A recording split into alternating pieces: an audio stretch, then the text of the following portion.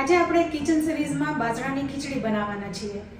બાજરો છે એ કેલ્શિયમ અને આયર્નથી ભરપૂર છે અને સાથે શિયાળાની ઠંડીમાં ખાઓ ને તો શરીરને ગરમાવો પણ આપે. પણ બાજરાની ખીચડી છે ને એ બનાવવી સરળ નથી. આખો બાજરો છે ને એ તમે જ્યારે એને પલાળો ને તો 10 થી 12 કલાક પલાળો ને તો પણ એ પલળતો નથી, કારણ કે એની ઉપર એક ખૂબ જ હાર્ડ કોટિંગ હોય છે, એ ફાઈબરનું હોય છે. એટલે એ જ્યારે નીકળે અને એની અંદરના દાણાની ખીચડી બને ને તો જ એ ખીચડી મસ્ત બને છે અને એકદમ મીઠી લાગે છે. તો પહેલાંના જમાનામાં શું કરતા કે બાજરાની ઉપર પાણી છાંટી અને એને 1 થી 1.5 કલાક રાખી દેતા. ત્યારબાદ લાકડાના ધોકા અથવા સાંભેલાથી એને કુંડીમાં ખાંડવામાં આવતો, એટલે એનું ઉપરનું કોટિંગ નીકળી જાય. ત્યારબાદ જે અંદરનો દાણો નીકળે ને એની ખીચડી બનાવવામાં આવતી.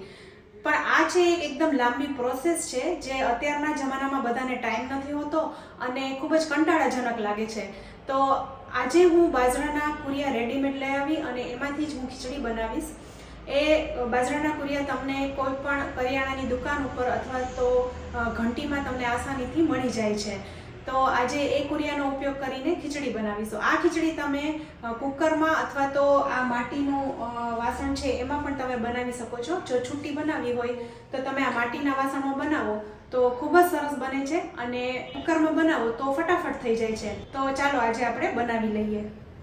તો હું આજે 2 વ્યક્તિઓને થાય એટલી ખીચડી બનાવી રહી છું અને એના માટે બાજરાના કુરિયા એટલે કે દલિયાનો ઉપયોગ કરીશું, જે તમને કોઈ પણ કરિયાણાની દુકાન અથવા ઘંટીમાં આસાનીથી મળી જશે.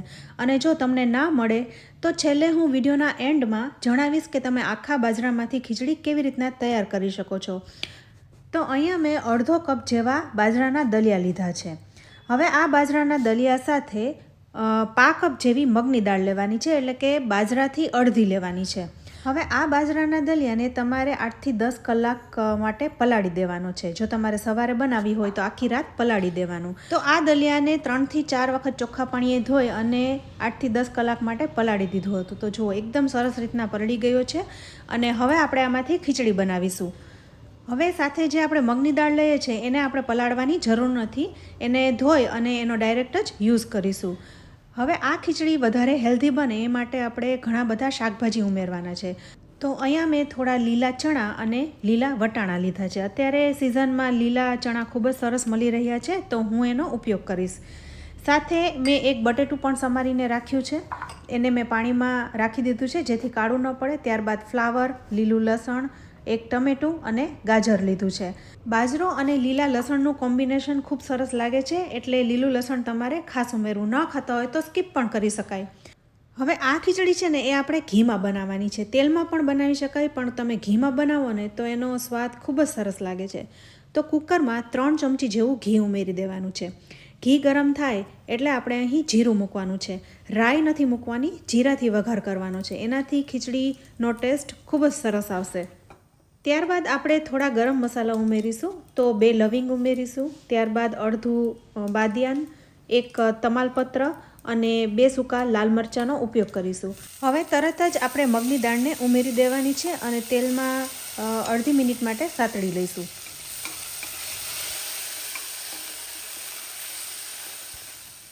હવે સાથે બધા શાકભાજીને પણ ઉમેરી દેવાના છે. તો બટેટું, ફ્લાવર, ગાજર, વટાણા, ચણા, તમને જે શાકભાજી ભાવતા હોય એ ઉમેરી શકાય. પણ એક રીંગણાનો ઉપયોગ નથી કરવાનો, કારણ કે બાજરાની ખીચડીમાં રીંગણાનો સ્વાદ નથી સારો લાગતો અને જલ્દીથી ગળી જાય એવા શાકભાજીનો ઉપયોગ નથી કરવાનો.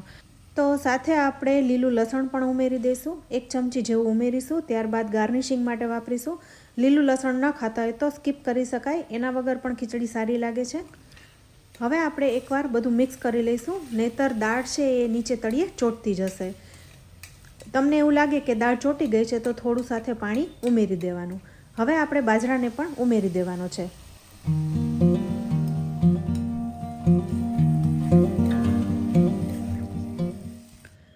હવે હું આ તમાલપત્રને કાઢી લઈશ, કારણ કે એની ફ્લેવર ખીચડીમાં આવી ગઈ છે. તો હવે એકવાર બધું મિક્સ કરીને બધા મસાલા કરી લેવાના છે. તમે જોઈ શકો છો ક્વોન્ટિટી છે એ 2 માણસને થાય એટલી પૂરતી છે. હવે સૌથી પહેલાં સ્વાદ પ્રમાણે મીઠું ઉમેરી દઈશું. તો 1 નાની ચમચીથી થોડું વધારે એવું મીઠું ઉમેરીશું. ત્યારબાદ અડધી નાની ચમચી હળદર, 1 નાનું લીલું તીખું મરચું અને થોડું આદું છીણીને ઉમેરી દેવાનું છે. તીખાશ તમારે જેટલી ઉમેરવી હોય એટલી ઉમેરી શકાય. સાથે લાલ મરચું પાવડર પણ લઈશું, એ પણ અડધી ચમચી જેવું ઉમેરી દેવાનું છે.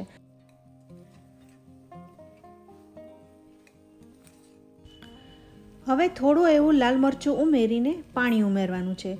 તો જ્યારે તમે ખીચડી બનાવો ત્યારે ઢીલી ખીચડી હોય ને તો ખાવાની મજા આવે.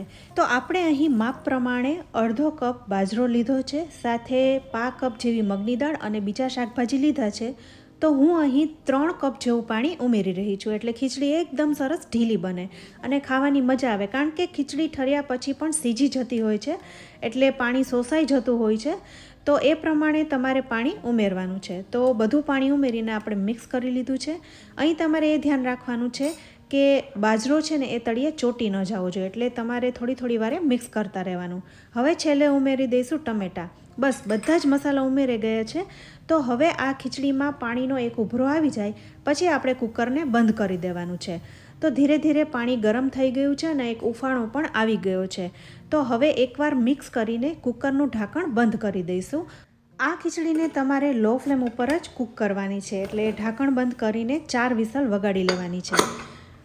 આ મારું કુકર 3 લીટરનું છે, સાથે ક્વોન્ટિટી પણ ઓછી છે, એટલે 4 વિસલમાં ખીચડી એકદમ સરસ રીતના કૂક થઈ જશે.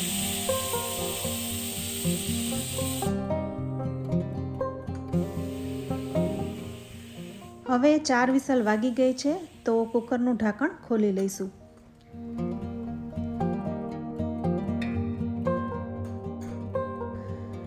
તો જુઓ, ખીચડી એકદમ સરસ કૂક થઈ ગઈ છે અને સુગંધ પણ સરસ આવી રહી છે.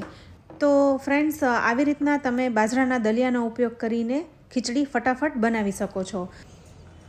હવે જે સિટીમાં આવા બાજરાના કુરિયા રેડીમેડ મળતા નથી, તો એમણે આખા બાજરામાંથી ખીચડી બનાવવી પડશે. તો આખા બાજરાને 10 થી 12 કલાક માટે પાણીમાં પલાળી દેવાનો.